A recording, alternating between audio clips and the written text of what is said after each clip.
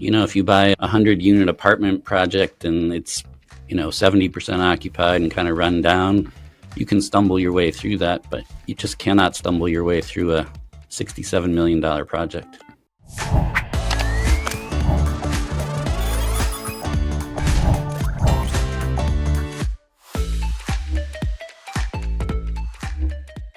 Hello and welcome to the Gross Profit Podcast. My name is James Kennedy. I'm the CEO and co-founder at procurementexpress.com. We take the hassle out of managing your organization spend without buying an ERP, but we are not here to talk about that today. Instead, I've got Neil Geary from Seton Hill Partners here to talk about his experience in dealing as a fractional CFO. More particularly, Seton Hill pride themselves on the elite status of the professionals that they work with. And we're going to learn a bit about how Neil's particular approach to managing finances has its origins in boating of all things. So Neil, you're very welcome to the show. Maybe you could open us up by telling us something about you that your colleagues probably don't know about you. All right. Well, thanks, James. Nice to be with you. A lot of my stories and something people don't know in the beginning has to do with boating. So when I was younger in college, I was a boat captain in the summer at a resort hotel, and it was kind of a life-defining experience. I was able to do something I really enjoyed and met a lot of good people. And yeah, it's a lot different than sitting behind a desk as a fractional CFO, that's for sure. Now, when I hear people who were involved in boats, like I was a sailor when I was a kid, and I was not a very good sailor. I'll tell you why, because I wasn't great at preparing. Like my 90% of sailing was washing things and, stripping things down and painting things. And it was a lot more preparation than it was actual sailing. And it felt like it sometimes. So what do you take from your boating background, and we'll get into that a little bit more, as we go on, that you apply to your day-to-day as a fractional CFO with working with your clients? Well, it's a lot about planning ahead, diligence, safety to a certain extent, whether it be safety on a boat or safety in finances. So yeah, I was young when I did that, and part of the qualifications were to be licensed by the Coast Guard.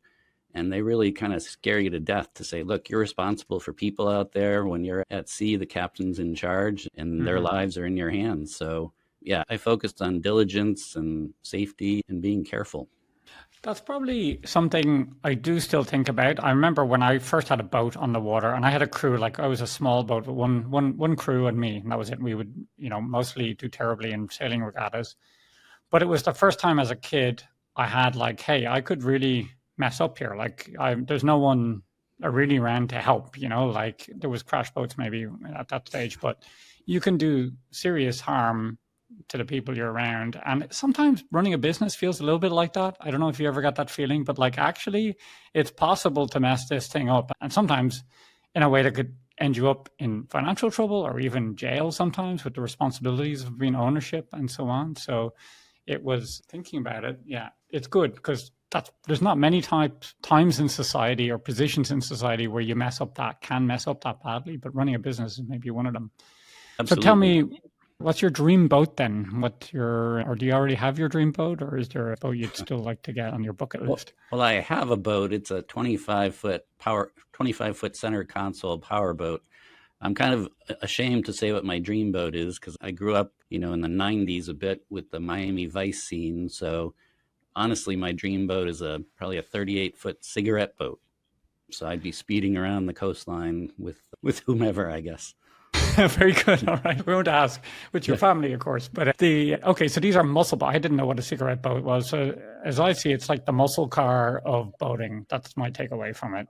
Right? Absolutely. They're very fast, very powerful, loud, kind of obnoxious, but a lot of fun.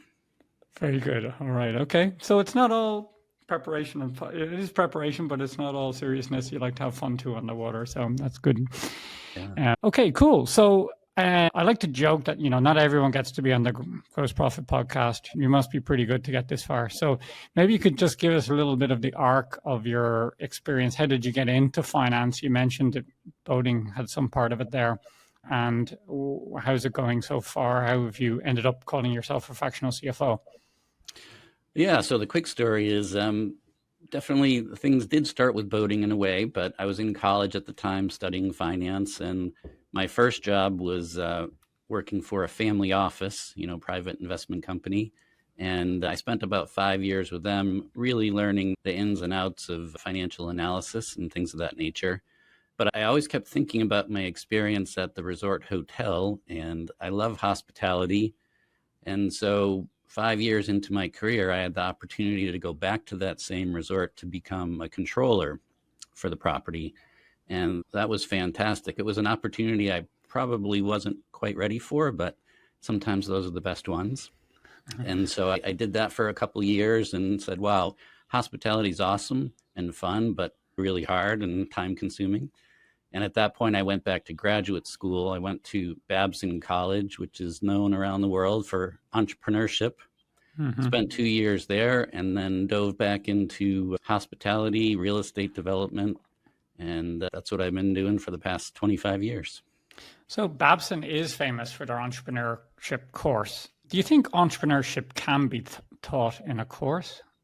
No, there's definitely something in people who you're either entrepreneurial or you aren't, but I think that you can hone your skills if you have that entrepreneurial bug. And for me, I think I'm kind of on the fence, so I focus more on helping entrepreneurs and facilitating entrepreneurship. But yeah, and the world really relies on entrepreneurs to come up with an idea or recognize some value and run with it. That involves a ton of risk, and I spend a lot of my time trying to slow people down a bit or at least help manage the risk. Yeah, I think, I run a business, but I don't really class myself an entrepreneur. Like I have friends and they're straight up mad as a box of frogs in a lot of cases. Just it's a personality trait maybe more than anything else, and you're on your own. But I like the idea of that training in Babson is more like a entrepreneur handling degree than it is maybe so you're able to understand where the weak spots are. And this is the wonderful combination oftentimes between a CFO and a traditional CEO who they bring that sort of energy and haywireness to it, if you like. And it always somehow amazes me that people can get quite far by themselves, create fairly substantial businesses with very little structure in some cases. And you wonder, well, how did they ever get this far? And then you bring the right CFO in that with combination, and that can throw, it can be an explosive difference in terms of the business and what it can do, where it go, how can it scale. You're quite right. And it's always a challenge for me when I deal with, successful kind of early on entrepreneurs. They don't want to hear too much about controlling expenses and diligence and everything, but eventually we find our way through that and they realize, yeah, there's a better way to do this. How do you sell that to them? I mean, how do you bring them on board? Do you wait for them to stub their toe or? Well, it's a combination of ways. Usually I try and take a slow process and have discussions with them and say, okay, well, what happens if we do this? What happens if we don't? Are you comfortable with the risk exposure here? What if things go poorly? So it's a balance. No one wants to hear a negative story all the time. So it's we plan for good things, but we also anticipate bad things as well. So, yeah, I think they're so forward looking. If I think of process that we bring in, I always think of the value in the business. Like, if someone else, sure, it's fine to have an entrepreneur running something, but if you really want to build enterprise value and someone else to value, that's where, these extra processes, then maybe you could live without them today, but certainly the guy who might want to acquire your business is going to need them. And that's what gets people excited about it and say, okay, cool, I can see the value there, That's a great point. And when you're valuing a business and you get into the nuts and bolts, it becomes very clear to that owner that, every $1,000, 10,000, 100,000 makes a big difference. Yeah, because you're multiplying that often with on the value. So I have to ask about the family office experience a little bit. I guess family office is a very broad church. It could be almost anything, I guess. Maybe you could just tell us a little bit. Was there a focus? Was this equities, or was it they buying businesses, or what it sort of sounds like a great start to your career? It was fascinating, and I was super fortunate to get that opportunity. So this family had acquired most of their money through commercial real estate, transforming kind of old mills and things into various levels of, class A and B uses. But by the time I got involved with them, they certainly were quite wealthy and had established this really investment company because the founder was convinced that he could beat the market, let's say. And so we had an investment team comprised of researchers, traders, managers, and we employed market timing strategies in mutual funds and various commodities, currencies. So I was trading futures contracts primarily in currencies, the S&P index, and gold. So we were really on the outer edges of things at the time and used margin to quite a big extent. And we did very well. I think over the time I was there, we were averaging about 19% a year with a relatively safe strategy. Wow. So what does using margin mean? You're basically amplifying your buying power in the transaction. So margin would be like, yeah, leveraging up your bets. But Okay, at the same time, we would hedge the bets too. So if things move quickly, we could limit our downside. So interesting. So in the zeitgeist of sort of financial advice is you can't beat the market. Even the smartest people in the room can't do it. If the people who do it are just lucky, what's your feeling on that? Was it truly were they lucky or for a period of time, or can it be done? Maybe looking at your own investment strategy, where do you land? Do you say just buy an index and that's it, or do you think you can see an opportunity? no, I do both. And I wouldn't say that you, it's hard to say, you shouldn't think that you can beat the market to any great extent, but you can beat it in certain periods of time. Or if you expose yourself to a little more risk, you can do better. But it's an imperfect science for sure. Personally, I like several independent companies, but I like index funds for safety. I like Berkshire Hathaway as a good investment. They're pretty well diversified. Yeah. And real estate, commercial real estate, I have a lot of money in that as well. Okay. Very good. So I'm interested. I don't want to go off the reservation too much here, but do you have clients today who are on that gap between, entrepreneurship to investment? It feels like there's kind of a period, if you've become a successful entrepreneur, you're starting to build wealth, and then they start to think, okay, hold on, I've got enough money here. It started to become about managing that. Is that something you've experienced with? Like, are you able to bridge that gap between helping someone run a business and then help them manage their wealth as well? Kind of from a broad perspective, I don't do a lot of work in specific investments outside of real estate right now. And Okay. I tend towards more the entrepreneurial type. So real estate developers are always looking to roll their money into the next project because it All takes a right. lot of cash up front and then you make your money on the back end. But I'm trying to think. I do have a client at the moment who's much more established and long term, and our focus with them is mostly about maximizing the use of cash and tracking cash flow over the course of the year so that any excess money can be put to work. And that's basically investing, right? Okay. Treasury management, I guess. Yeah. Okay. And so what's been the biggest win in your career so far? What's your career defined by? Yeah. So that's interesting. There's been a lot over the years. And so thinking about that, I say, well, what have I done lately, right? Because I don't want to live in the past. But one of the things I'm most proud of recently is a client I've had in the Midwestern United States, great entrepreneur in real estate. He had acquired about 1,000 apartments on his own, value add properties where he bought them kind of in tough shape, renovated them, upgraded the renters, and then he, by luck, and he kind of fell into some bigger opportunities and got in trouble with those, and so he realized, all right, there's potential here, but I need help, and that's how we connected originally. So in the course of say a year and a half, we took him from, you know, this big step towards bigger developments and getting in trouble to righting the ship, back to the Right. maritime thing and aligning things so that we were able to successfully capitalize a $67 million multifamily deal. And that's just kind of by saying, okay, we understand where we are. Where do we want to go? Let's put the pieces in place to get there. Let's be diligent about it. Let's be proactive, answer the questions people have ahead of time, and try our hardest. And that worked in about 18 months. So I'm not taking all the credit for that, but there were a lot of the right pieces in place. They just had not been put together correctly. So That's interesting. So we talked earlier about how sometimes these entrepreneurs can get quite far out to sea. Let's continue the analogy. They can get quite far out to sea. 1,000 units is very substantial in anyone's book, I guess. Yeah. And then they had this new opportunity they had. You describe it as another level. What made that different, and what tripped him up? Why wasn't he able to just use the lessons he learned from the first 1,000 transactions he did and do it again? What was different about this?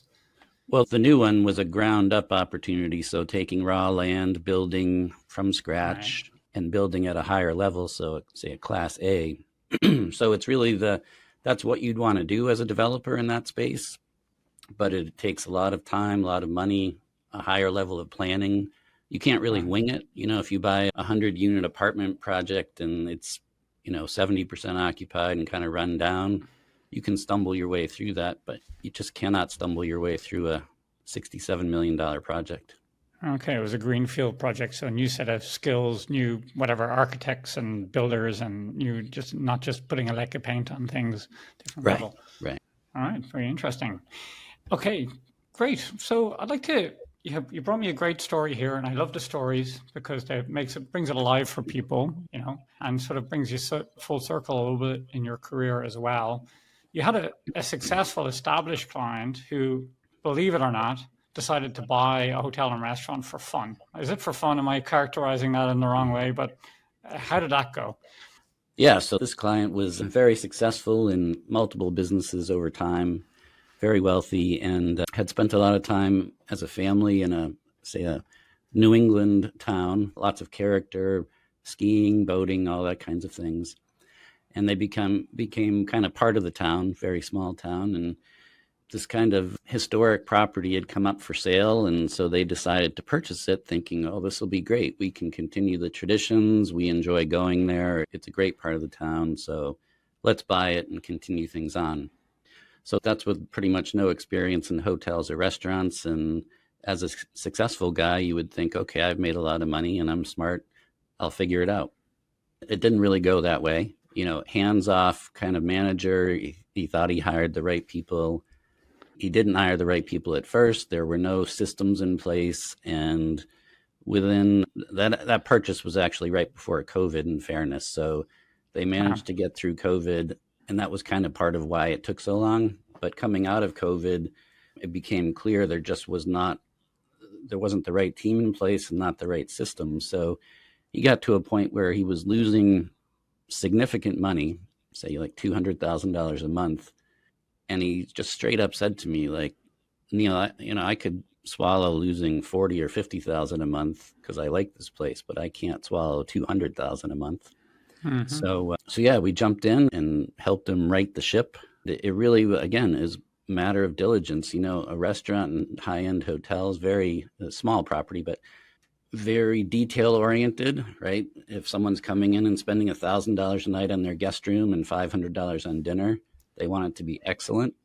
And you just think about all the details involved. So from a financial perspective, it's just as complicated in the sense you have to manage every little detail, whether it be the food cost in the restaurant or the cost of making the bed in the hotel room. So we basically said, look, you haven't really looked at industry standards or the typical way of doing things, and there's no need to recreate the wheel here. So we implemented some typical things and said, look, you need to maintain your individuality here, but we want to give your team the right tools and focus everyone on looking forward, get people focused on not only hospitality, but profitability. Because if you're not profitable, you can't be hospitable for the long run. I love it. You're not profitable. You can't be hospitable. It's great. So, people and process, that's what I heard there. Let's take the hard part first. The people. When you walked in the door, how did you? Because I often feel like, a good fractional CFO is much closer to a diplomat than they are anything else. Like the news is in black and white, but it's how you deliver it is what it's all about. So, when you walked in the door, how did you see straight away what needed to change? And how did you manage that process? Was it rip it all out and let's do this? Or were you like, hold on, let's eat the elephant one piece at a time? Yeah, well, it's an evolving process. So certainly in the very beginning, you have to tread lightly. I mean, you don't want to offend anyone. And Hmm. so there were a lot of problems. So it's a matter of trying to identify those problems without embarrassing anyone or just presenting them more matter of fact. And so on one hand, it's like, wow, you've got a tremendous property here. It's really nice. So many good things and a lot of potential at the same time, right? Mm. So just to look and say, there's no reason you can't be making more money here. And it's a balance. I mean, really, in the beginning, I remember meeting with the general manager, and it's pretty clear if I don't have him on my side, we're not going to make any progress. So everyone's got to work together as a team. And anyone who tries to, manage the team by muscle is going to probably have some difficulties, certainly coming from the outside. Okay, so I'm interested about that conversation with the GM. What's your strategy there? Like, do you sort of say, hey, these Yelp reviews don't look great. What do you think about that? Or was it your gross margin is atypical? Here's a benchmark. What do you think about that? Or how do you influence them towards the right decision? Or did you have to go one step further and bring in a new GM? Or was that thought in your mind? That thought's always in my mind, but at first it was to, kind of investigate and learn from him his view of the problems, right? And it turned out that a lot of the problems originated with the owner. So I said, for such a high-end property, I can see some details here that aren't particularly well managed or more like maintenance issues. Right. And that was like a cost-cutting measure after COVID. And I said, well, that's going to work against you. You can't continue to charge high rates and be saving money at the same time. You got to be all in on that front. And then really importantly, it became clear as I talked about profitability and budgeting, he said, I know it's strange, but we don't have a lot of visibility into that. So the owner had been really managing the finances close to the vest, and you got a bunch of good people kind of roaming around without any direction in terms of finances. So that's how it ties back to boating again with the compass, right? If it's unclear, well, you got to trust your compass and what's the direction you're heading in. That's how finances come into play. So it's okay for people to know if you're making or losing money. And if they don't, they're probably not making good decisions. So for the first time, then it sounds like the management team got a view on how the business was doing or had a view into the money. So did you roll out a budget? How did you, first of all, I guess did you do the budget with the owner to see what I guess not losing 200K a month was job number one, right? So that was obvious. Right. It was actually kind of low hanging fruit because the team was pretty strong and very enthusiastic. So yeah, it was a collaborative process to say, let's do a budget looking forward. And, not the owner doing the budget saying to the restaurant manager, here's what you need to do. It's talking with the restaurant manager and saying, we've got a great asset here.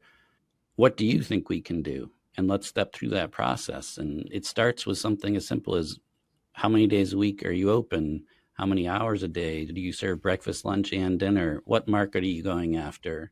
Right. And then you make all your decisions and the numbers follow. And then you say, okay, here's what we planned. Do we think it can work? Yes or no? And then bring it back to the owner and say, here's our budget. Here's how we got there. Take a look and we'll answer your questions. And that generally works pretty well. Okay. I like that idea. And then if breakfast, lunch, and dinner doesn't work, you introduced high tea, I guess, and then something else in the mid-morning snacks, or you keep going until you get the numbers you need. Oh, yeah.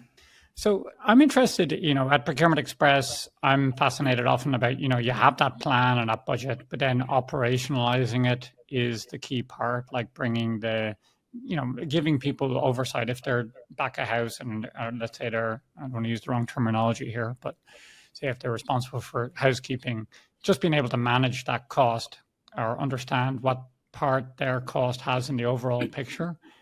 So what level do you bring the financial transparency to? Is it the GM level, or do you go down to the sort of department heads within that, or do you go a further step to the guy who's painting the front of the hotel, or what's your strategy?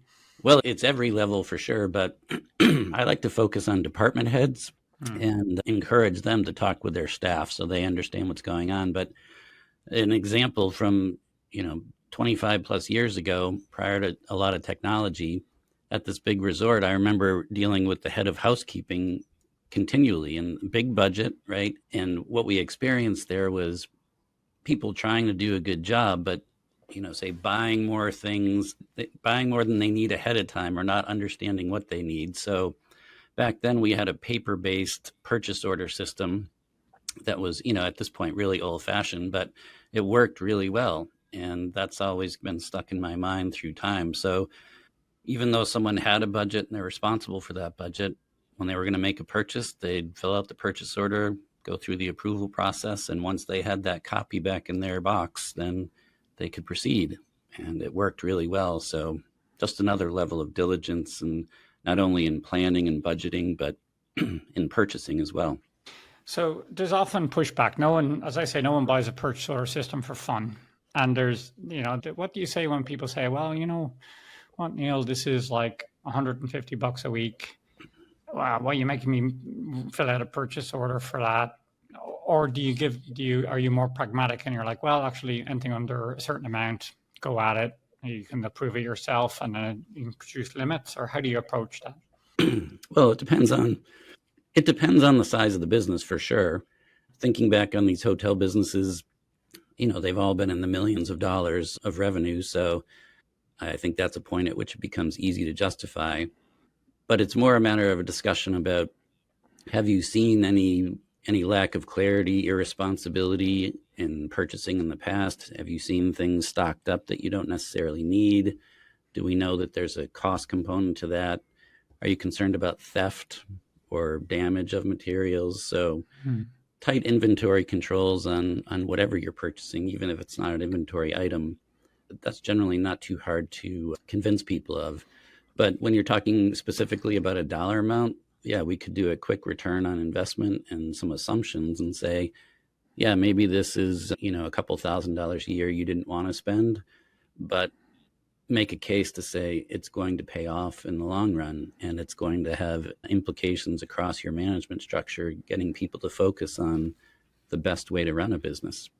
Yeah, my sense is it sets a statement as well. Like it sets a culture of, yeah, actually we are trying to make an ROI here. That's how we survive. This is how the golden goose lays its eggs, is by everyone being part of the spending decisions. And that culture is actually maybe more valuable than the money you might even save. Like, sure, you can definitely, there's studies out there showing you'll save, 10, 15% on spend if you put it through an approval process. That's true. And 10, 15% isn't nothing. But at the same time, the power, and bringing the people into the financial conversation so they feel empowered creates a culture which is much more focused on that profitability. So how did it work? I guess we wouldn't have picked this story if it didn't have a happy ending, right? You haven't told us about that. We didn't want to talk about any disasters. So where is that business now? Maybe we can look it up on, I don't know if I can stretch to $500 for dinner, to be honest, but maybe I can go for high tea there, So the business has not reached its full potential yet, but it's well on its way there. So year to year, it's had great improvements. And I think in another year or two, it'll be firmly in profitable territory. So it was a bad circumstance of COVID happening, a new owner, perhaps paying a little too much for the property. Some things can't be fixed, right? But you can at least explain them and say, okay, what's a reasonable return on this investment now in this market? And we've definitely done that. So I think the owner is much more comfortable. So, backing up, you could certainly pay more for an asset, like a trophy asset, and understand you're not going to make money on it. That's an okay decision for an owner, but that just wasn't the understanding in the beginning. So now it's more clear. What I like about this story is, you've obviously got some fairly high-end clients, but you got your hands dirty to help your clients no matter what they needed, right? So that was what I like about this. Maybe tell us a bit more broadly, who's an ideal client for you? Maybe someone who's listened to this, who should reach out and how can they go about doing that? Well, I like to work with a whole variety of people, so I hate to narrow down an ideal, but I think where I can add the most value is certainly in the commercial real estate business, in hospitality, which is very broad, hotels, restaurants, country clubs, things of that nature. And as a result of all this, I've had a lot of experience in construction, which ties into development quite a bit. So ideal client for me is, whether it be a big or small business, someone with an entrepreneurial mindset. That's probably going to rest well with me, and a view towards growing.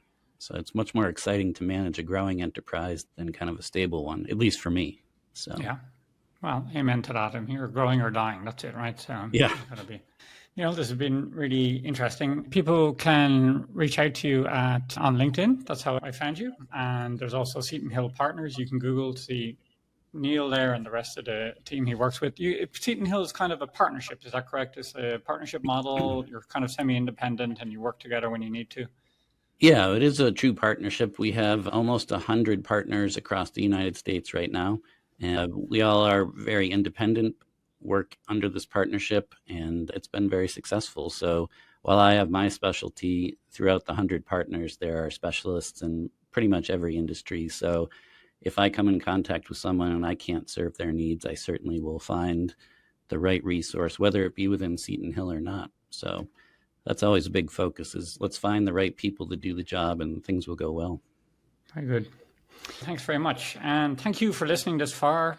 Neil, if they've made us this far into the podcast, I feel like we have to give them something, They can't send them home empty-handed. So my favorite thing to give them is a subscription to our newsletter. I know what you're thinking. That's a horrible thing to give people. Why would you want to be on a better newsletter? Well, let me tell you about our newsletter.